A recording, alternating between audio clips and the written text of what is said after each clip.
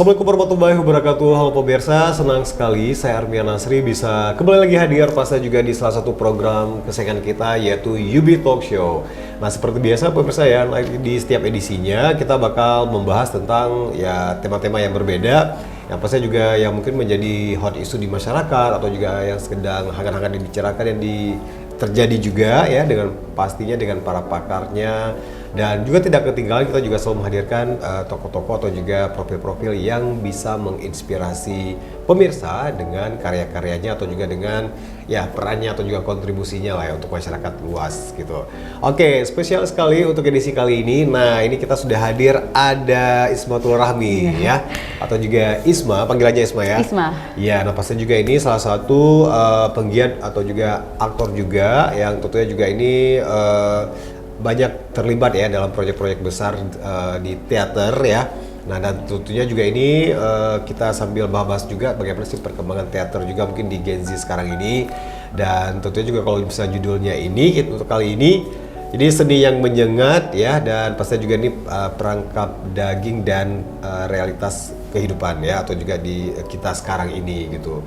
Nah jadi kenapa nanti juga akan dijelaskan langsung sama Ismail, soalnya ini kalau misalnya kata-kata perangkap dagingnya ini merupakan performance yang bukan terakhir sih ya, mungkin yang baru-baru ini juga di Juli ya masalah ya.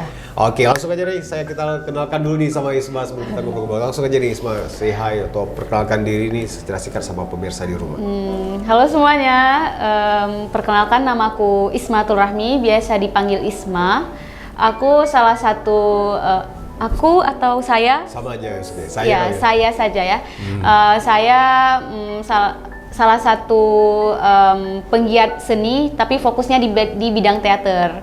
Berasal dari komunitas komunitas yang kebetulan bernaung di bawah kampus UIN Araniri. Jadi UKM, unit kegiatan mahasiswa. Gitu. Iya. Nah jadi kalau boleh tahu nama komunitas teaternya kalau di UIN apa ya?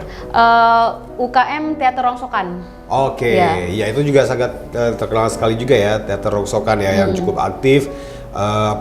Mementaskan atau juga membuat karya-karya mereka ya. Iya. Jadi kalau di USK itu yang paling legend juga Teater Nol Teater ya. Nol, iya. Oke. Nah jadi pastinya juga ini sudah hadir di hari ini ya. Pastinya juga kita ngobrol-ngobrol juga ini. Nah jadi kita pengen tahu juga. Tapi kalau sekarang masih aktif sebagai mahasiswa atau sudah? Kebetulan baru saja selesai bulan 1 kemarin. Wah, selamat kebetulan. Selamat ya. Sebanyak 13 semester. Aduh. Ya sekarang masih aktif juga di komunitas, masih aktif juga berkarya bersama teman-teman baik di dalam komunitas Teater Rongsokan sendiri, juga bersama seniman-seniman yang di luar ya. Jadi ada banyak lah. Iya. Nah dan tentunya juga ini mungkin kita pengen tahu juga ya. Nah jadi mungkin dari kita flashback lagi nih. Nah mungkin buat teman-teman di rumah yang juga mungkin tertarik gitu ya dengan mungkin dunia teater, seni peran dan lain sebagainya. Nah jadi mungkin kalau dari pengalaman Isma mungkin sejak mengenal teater ini atau juga tertarik gitu ya, wah ini kayaknya bisa pengen coba, penasaran itu terhadap dunia teater tuh sejak kapan ya? Sejak mungkin sebelum kuliah atau gimana? Dari SMP sebenarnya udah belajar drama. Jadi kita SMP itu kan kita ada pelajaran bahasa Indonesia ya, yang kita diharuskan membuat drama. Di situ udah mulai tertarik nih. Terus di SMA waktu itu iseng-iseng nih buka YouTube, jadi ketemu sama teater Broadway yang punya luar. Jadi kayak aduh, kayaknya seru ya main teater. Nah terus pas kuliah, kebetulan saya kuliahnya itu dipaksa sama orang tua. Jadi bukan keinginan sendiri. Jadi untuk membuang rasa jenuh saya, jadi saya mencarilah beberapa organisasi. Ketemu sama Teater Rongsokan. Jadi kayaknya ini menjadi suatu wadah saya untuk pelarian ini waktu itu ya. Dan pertama kali masuk ke dalam Teater Rongsokan ya tentu melalui berbagai seleksi ya. Karena kan kita UKM dan ada yang namanya regenerasi, tentu ada seleksi. Jadi masuk terus ngelihat orang-orang kayak keren gitu. Masa bisa berperan menjadi orang lain, dan ketika masuk ke dalam komunitas teater ternyata bukan cuma teaternya saja, ada musik, ada puisi juga, jadi ada banyak dan itu membuat saya jadi tertarik untuk mempelajari teater lebih dalam. Terkhusus sebenarnya lebih tertarik dengan monolog sih gitu. Iya. Seni peran yang sendiri ya, yang tunggal. Jadi monolog ini membuat saya ingin terus belajar dan belajar lagi gitu. Oke, nah jadi mungkin itu ya kenapa ya pemirsa pasti juga mungkin diantara banyak kegiatan UKM ya, ini kegiatan mahasiswa. Nah jadi kalau Isma tuh ya mungkin lebih tertarik dengan teater ya. Jadi emang dari SMP ya, yang benar-benar udah really into it gitu ya, benar-benar udah suka gitu. Nah terus kalau misalnya mungkin kita ngobrol juga nih, nah jadi mungkin sepanjang mungkin bergabung di teater rongsokan ya di UKM, salah satu UKM seni di UIN. Nah itu udah banyak lah ya, itu sudah berapa banyak sih itu untuk mementaskan baik itu monolog atau juga mungkin yang kolaborasi seni pentas. Kalau bergabung sendiri, saya gabung itu di tahun 2019, udah semester 3 perkuliahan sebenarnya. Oke.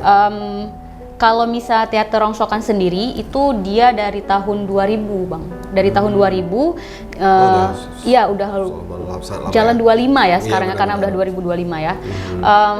Jadi sebenarnya udah banyak pementasan dari teater rongsokan sendiri. Jadi di teater rongsokan itu ada beberapa event besar Bang, kayak misalnya ini bagi anggota baru dia ada yang namanya studi pentas. Studi pentas itu perkenalan panggung bagi anak-anak baru. Nah terus kita ada yang namanya pementasan tunggal. Jadi pementasan tunggal itu melibatkan semua senior-senior yang ada di teater rongsokan. Jadi sebenarnya sebelum saya bergabung sendiri pun udah banyak pementasan-pementasan. Seperti pementasan yang legendaris itu pementasan Luka Poma. Itu karyanya Mas Kirby. Terus juga ada pernah mentas di Taman Budaya Medan waktu itu kerjasama dengan komunitas teater yang ada di Medan. Jadi ada banyak. Kalau saya sendiri sebenarnya dari tahun 2019 nggak langsung nampil. Jadi kita ada yang namanya latihan dulu ya. Pasca bergabung itu kita ada latihan dulu. Jadi saya pertama kali manggung itu di 2021 kalau nggak salah. Itu pun diajak sama senior untuk kayak perkenalan panggung pertama. Sedangkan studi pentasnya itu di bulan 8 kayak gitu, di tahun 2021 gitu. Jadi panggungnya emang di tahun 2021. Apalagi kan masuk 2019 langsung berkenalan dengan corona. Iya, jadi benar. emang itu iya benar. Aduh emang vakum. 2 tahun itu emang vakum gitu, gak ada event apa-apa. Iya, nah jadi kalau misalnya seingat Isma ya udah lama juga, udah berapa pementasan gitu ya mungkin banyak lah ya. Banyak. Yang paling legendaris itu pertama kali masuk Bang, ini legendaris sekali. Jadi kita tuh pernah kolaborasi sama orang Malaysia. Jadi orang Malaysianya langsung dari Bingkas Timur datang mementaskan pertunjukan mereka di Taman Budaya Aceh gitu. Dan teater rongsokan menjadi salah satu komunitas yang emang berkolaborasi dengan mereka gitu. Terus ada yang dari Riau juga. Mungkin teman-teman pernah tahu atau pernah menonton naskah Setan Dalam Bahaya. Nah, waktu itu kita pernah bekerja sama dengan anak LKSM Winsu dari Medan. Mereka performnya di sini dan kita lagi-lagi menjadi wadah untuk mereka, komunitas yang menampung mereka di sini gitu, naungi mereka. Iya, nah dan pasnya juga itu mungkin di sedikit background gitu ya. Nah jadi tentang profil dari Isma juga dan tentunya pengalaman pementasannya. Oke, nah kita break sebentar dan nanti kita juga balik lagi di sesi selanjutnya. Nah jadi kita juga pengen tahu juga ya nih tentang istilahnya performance dari Isma yang paling grace gitu yang baru-baru ini ya. Bakal kulik-kulik setelah yang satu ini.